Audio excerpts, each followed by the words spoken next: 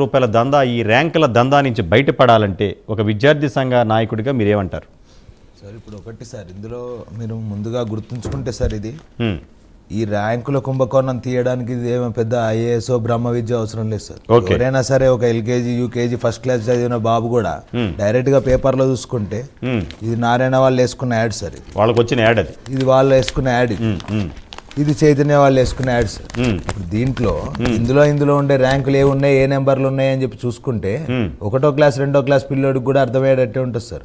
కానీ పేరెంట్ కి తెలియకుండా వీళ్ళు ఎట్లా మోసం చేస్తారు అంటే సార్, ఒకే పేపర్ ఉంటుంది సార్, వీరు సపరేట్ ఎడిషన్ వేసుకుంటారు సార్. చైతన్య వాళ్ళు యాడ్ ఎప్పుడైనా సరే సపరేట్ గా ఇట్లా కంప్లీట్ గా ఒక పేపర్ ఫుల్ యాడ్ వేసుకుంటారు. దీంట్లో వేరే కాలేజ్ పేరు కానీ ఏది కానీ కనపడదు. ఎవరైనా సరే సామాన్యంగా మనం చదువుతున్నప్పుడు పేపర్ ఇట్లా చూస్తాం, ఏ ర్యాంక్ అంటే ఈ ఒకటి అనేది మాత్రమే మనం గమనిస్తాం. కింద ఇన్ని ర్యాంకులు ఉన్నాయని చెప్పి గమనిస్తాం. ఈ ర్యాంకులన్నీ ఏమున్నాయి, ఈ ర్యాంకులు నిజంగానే వీళ్ళకి వచ్చే రాలేదా అని పట్టించుకునేంత తీరిక ఓపిక తల్లిదండ్రులకు లేదు సార్. ఇప్పుడు దీంట్లో విద్యా బుద్ధులు నేర్పే శ్రీ చైతన్య ఇంత బరి తెగించి ఆ ర్యాంకులు అలా వేసుకుంటే ఎవరికో వచ్చినవి పేరెంట్స్ని మోసం చేయటం కాదు, కోట్లాది రూపాయలు ఈ దందా చేయడానికి ఎంత బరి తెగించి అంత ఫుల్ పేజీ యాడ్ ఇచ్చారంటే ఏమనాలి? మీరేం చేస్తారు? ఇదే శ్రీ చైతన్య కాలేజు గతంలో కూడా ఎంసెట్ పేపర్ లీకేజీలకు సంబంధించి కూడా ఆరోపణలు ఎదుర్కొన్న శ్రీ చైతన్య కాలేజీ. ఇంతకు ముందు ఐపీఈ పేపర్ల లీకేజీలో కూడా పేపర్లో ఏవైతే పేపర్ లీకేజీ అని చెప్పి ఆరోపణలు ఎదుర్కొన్నది ఇదే శ్రీ చైతన్య కాలేజీ. నేడు ఇంకొంచెం స్థాయికి దిగజారి ఇంకొంచెం ఒక మెట్టెక్కారు. మెట్టెక్కి డైరెక్ట్ గా ఎవరివో ర్యాంకులు కూడా మావే అని చెప్పి తగుదనమ్మా అన్నట్టు వాళ్ళు వేసుకోవడం మొదలెట్టారు.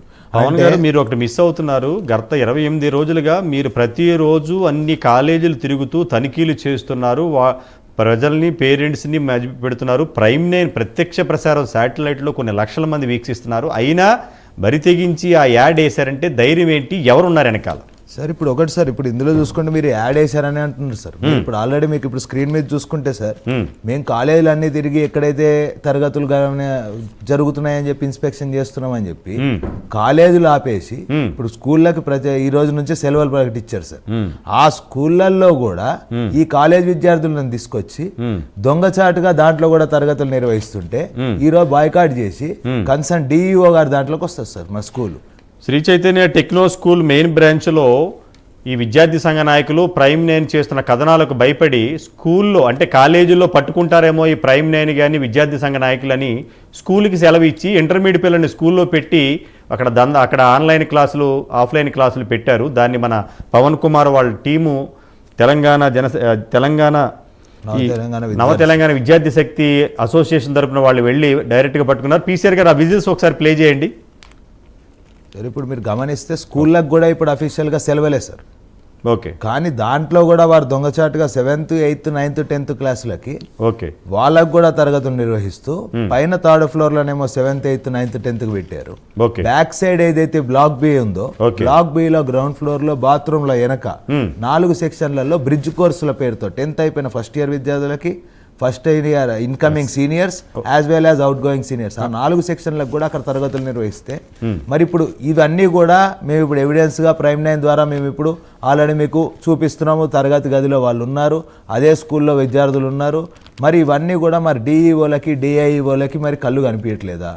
కేవలం వాళ్ళకి ఏదైతే అడ్మిషన్ల టైంలో వాళ్ళు ఏదైతే ర్యాంకుల కోసం వీళ్ళు ఏదైతే ఇస్తారో ఇవి ఎట్లా కనిపిస్తాయి అనుకుంటున్నారు సార్. మీరు ఇప్పుడు ఏం డిమాండ్ చేయాలనుకుంటున్నారు సార్? ఒకటే సార్, ఇందులో డిమాండ్ చేయడానికి ఏం లేదు సార్. ముందు ప్రభుత్వం కళ్ళు తెరుచుకోవాలి సార్. ప్రభుత్వం ఎంక్వైరీ చేస్తే బాగుంటుంది. మనం సార్ ఏ ఎంక్వైరీ చేసినా కూడా ఎంక్వైరీ చేసి నాదురోడు వేసేటోడు సార్. నేను ఒకటే డిమాండ్ చేస్తున్నా సార్, ప్రభుత్వానికి గనక నిజంగానే చిత్తశుద్ధి ఉంటే ముఖ్యమంత్రి గారు అనేటోళ్ళు ఎవరైనా తెలంగాణ రాష్ట్రానికి ఉంటే నేడు విద్యాశాఖ మంత్రి నేనే అంటున్నారు, హోంమంత్రి నేనే అంటున్నారు, ముఖ్యమంత్రి కూడా నేనే అంటున్నారు.